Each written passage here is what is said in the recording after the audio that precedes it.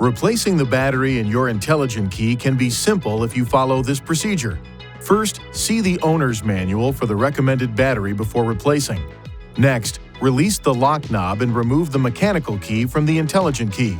Place a cloth over a small flathead screwdriver and insert the tip into this slit. Now, twist the screwdriver to separate the intelligent key into two pieces. Look at the battery to observe which side is up so you can put the replacement battery in the same way. Ensure your hands are clean and free from oil and grease before touching anything inside the key fob. Carefully hold the new battery by the edges every time you pick it up. Remove the discharged battery while being careful not to touch the internal circuits or electrical terminals. Gently place the new battery into the intelligent key with the negative side oriented in the same direction you noted during removal.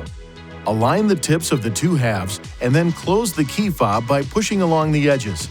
Lastly, operate the intelligent key to ensure it works properly. If you need assistance with replacement, it is recommended you visit an INFINITI retailer. Please see your owner's manual for important safety information, system limitations, and additional operating and feature information.